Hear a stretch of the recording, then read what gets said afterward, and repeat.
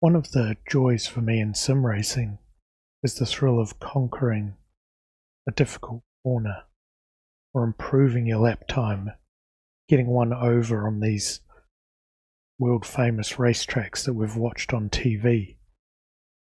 Sometimes it doesn't quite feel like that. There are some corners that you just don't want to see. You don't want to race on those tracks.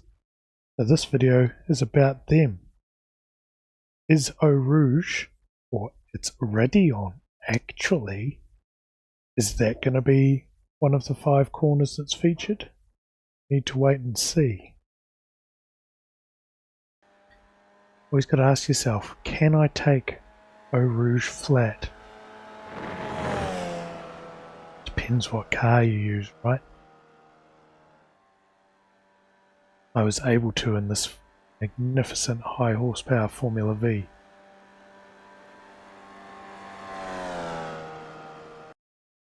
So first up, I have some honourable mentions. Corners that didn't quite make the top 5, still do my head in anyway. I'm interested to hear your comments down below in terms of what corners really frustrate you, possibly some suggestions for the best 5 corners. So I'll need to work on a video for that as well at some point in the near future. These are the corners that I find highly frustrating. Start off with the honourable mentions or working into the top 5. What is the most dangerous turn in any race? It's turn 1, and the king of turn 1s is here at Monza. Whether it's a standing start or a rolling start, such a long distance to turn 1, you can get up such high speeds, and it's into such a heavy braking zone, and the fact it's a chicane probably doesn't help. I pretty much avoid racing at Monza just because turn 1 is always going to be a disaster. While this is slightly exaggerated for dramatic effect, this isn't unheard of or unseen in official races. Saw a gap, didn't quite make it. Few cars damaged. That's why I won't race at Monza. So it's an honourable mention. Believe it or not, I have corners worse than this that I want to highlight. There is a bit of a pattern here. I don't like English tracks. Alton Park's first chicane gets an honourable mention for just being one of the more awkward pieces of real estate in all of iRacing. You're coming up, turning right, you need to start braking, get over to the left, need to take a lot of curb to open up the next part of the chicane, need to take this curb here, but you need to miss both tyre bundles. Overall, my experience of this chicane is not good. Never feel like I get it right. It's high risk, potentially high reward, but I think the reward nowhere near aligns with the risk of going through that corner. And we have all raced at Alton Park and followed someone who has done this. Coming up, you're right behind him, you're pushing him hard, he's got his eye in the mirror, he's looking at you, he's not looking where he needs to be going. Oh, he's braking a bit hot, trying to open up the corner too much. Whammo. He's hit the bundle, he's parked it across the track. You've hit him, 19 others have piled on top. Just a cluster all around. This isn't just an honourable mention, this is an honourable double mention. We're here at Justin's favourite track, Snetterton. They have 2 corners which are just brutal. Come hooning down this long straight, you have to brake in a straight line, then gradually ease off as you're turning left, which that's hard enough in itself to be doing a good portion of your braking while turning. Then they say, oh, hang on a minute, you just turn back the other way. And then we'll put this horrible sausage curb there, so if you clip that, boom, off to the moon you go. and away you go. So that is part one of the horrible corners here at Snetterton. You then come down to one called Bomb Hole, which is actually a good corner, because it's quite a nice test to try and get the wheels on that curb and drive out of it. It's a redeeming feature between the two sets of terrible corners. That first one is really painful because you're at top speed, having to slow down to the left, and then in order to make a 90-degree right, then this one reverses it, where it's a real battle in terms of going on a right-hand turn here that goes forever. And you're constantly wondering, should I be accelerating? Should I be braking? Because the radius of the corner changes the whole way. You start getting the countdown in terms of these pylons on the right, and you're sort of wanting to accelerate at this point, but it's like, no, I should be braking. And as you're braking and trying to, you're never straight, and then, oh, I need to turn back to the left with another horrible sausage right there. Thankfully, I missed it this time. But yeah, those two corners, or sets of corners, are some of the more difficult ones in all of iRacing to get right. So, yeah, Snetterton gets a double honourable mention, which I'm sure Justin will be happy about, as he loves this place. If you ever want to know, just ask him about his Kia race or look it up on his channel. This is a special honourable mention because it's technically not even a corner. It is all of this real estate down in here. It is the dog leg at Phoenix. Come through here, just drive wherever you want.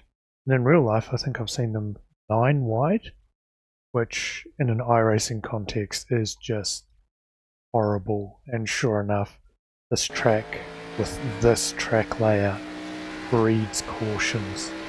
Also why it's still on my list of tracks to win at, because yeah, I'm not good at sending it 9 wide. What you can do, what they do have the option to do with this track, is to run like the legacy option, or how it used to be back in the day, is run it like this, without the dog leg.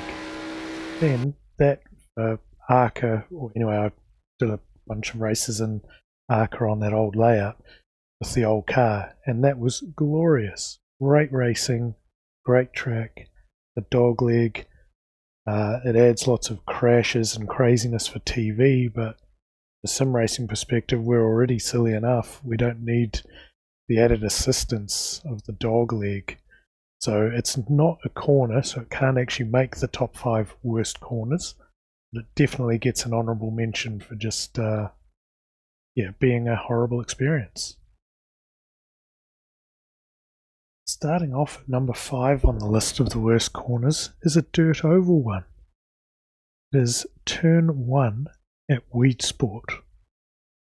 It's notoriously tight. Normally in dirt oval, you should be able to go low line or high line. Here, staying down low is incredibly difficult, as we've done there. It feels like on entry, it does not feel wide enough to have 2 cars side by side. We see here, this is a normal dirt oval turn. You can comfortably have someone running low, someone running high, or you can have sliders, etc. Coming down into here, did the low line last time. Try the low line again. The high line is near on impossible for someone of my skill level to hit. Always nervous if I'm around any cars going into that corner. Overall, I do really like the track and I like how unique it is, but no corner on dirt oval makes me sweat harder than right about here when you're looking to throw it into the corner. We try the high line, and yeah, that's just not banked. It's incredibly difficult to take. So maybe unexpected to see a dirt oval corner in the worst 5 corners, For me, that's one of the all-time most difficult corners to get right or to race around other cars, particularly when they take a slider sort of line like that, and take out multiple cars at once. Number 4 on the list, we come to the Kleiner chicane at Circuit Zolder.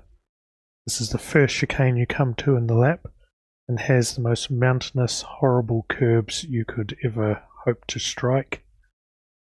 Frequent source of slowdowns and or spitting you into the tyre wall on either side of the track upon exit when you land after having jumped off the mountains that are these curbs. This is what it looks like for me on your average day trying to take this chicane properly. This is not a 1X, there is no slowdown here, just skill issue, plenty of air, and just horrible driving in general.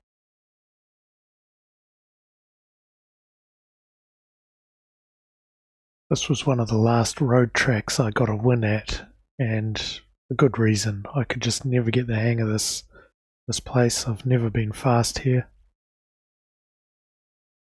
Taken from a different angle.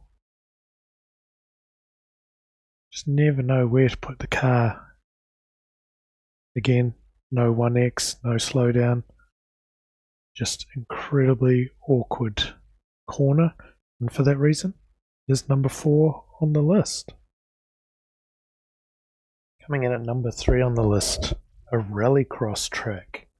Turn 1 at Lucas Oil. So this is the conventional line.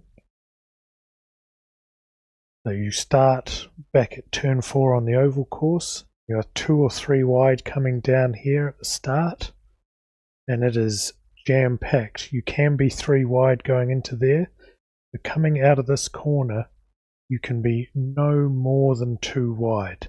3 wide is death, so you've got to go 3 into 2. Which that might be okay in theory, but at the start, because you have passed the finish line right there, someone on lap 1 can, often do, take this line, which is the joker. So you might be 2 or 3 wide to the right there on the normal line, and then old mate comes piling down here at a squillion miles an hour. He brings his car right into where everyone is trying to turn in, and you just cannot get it rotated from that joker. So it has led to some enormous pile-ups and messes. You can't have, it's very, very difficult to have a race here where that does not go pear-shaped. This was taken in the first pro qualifying race at Lucas Oil. I think that was 2021. So this is a nearly 6,000 strength of field. A lot of these cars ended up making the World Championship, and that's what the end of turn 1 looked like. You're like, oh, well, these are some of the best drivers in the world. Surely if we do that again, it'll be better. Well, that was race 2. Every bit of a disaster, and that's just what you would see time after time, regardless of the abilities of the drivers. So these are the best guys going around, and just a shambles. So Lucas Oil, number 3 on the list. Number 2 on the list, we have the Nürburgring GP track, but not the part I'm about to show you. Why I've chosen the chicane I've chosen is because there's actually a really, really good option. I'm not a fan of chicanes in general. The one that's coming up here is an excellent chicane, one of my favourites. One that makes the list is the alternate version. So this is the one that you would have in the Nürburgring 24-hour race. So in all the Nürburgring endurance races, this is the chicane you have. It requires a lot of commitment, it's high speed, It's a real test. And it's a corner I really, really enjoy. This is a good corner. But then for some reason on majority of races on the GP track, you don't get that chicane. You get this absolute monstrosity of a chicane that's coming up here. Takes away all flow. It has horrible sausages. Yeah, you just can't get any sort of rhythm or anything through here. Big sausage, another big sausage. It just ruins what is otherwise a great piece of track. And it's ranked so high on this list because there is such a good alternative right next to it which isn't used. So, Nürburgring GP final chicane is number 2 on the list. Here we are with the winner of the worst corner in all of iRacing. Obviously not iRacing's fault. We're here at Oschersleben. And again, this is similar to the last entry on the list. Problem with this option that I'm going to show you isn't just the option itself, even though it is heinous, but it's the fact they have a perfectly good option right next door to it. So here we are, we're starting our TCR race, we're roaring down to turn 1. Normally, the good option, and it's a very difficult but very good option, is you'd be braking about here, looking to turn in. Very hard to carry the momentum through here, then braking for a hard right-hander. But the alternate version, which is what we're on, you would carry on down here. You would have to slam on the anchors for a very, very tight 90 degree, and then into more than a hairpin to 70 degree corner. So I'll let Tom Coronel looking for the white BMW of Augusto Farfus to try and come through. Seats go 1, 2, 3, 4 wide, but he's got around most of them. He's going to get Coronel into corner 1. No, he's not. He's going to be in trouble, and Farfus is shoved out wide. No. So is Daste. Well, 3, 4 Seats got together, and this is Farfus's camera. He picked up a place. Safety car's going to be coming out. I think there's cars everywhere, John, and that's a much worse incident than race 1. The guy who designed this first corner should be taken in a dark room and beat about the head. That is just... I've never seen anything that bad. John Cleland fill you in on what he thinks of this corner. Thank you, John.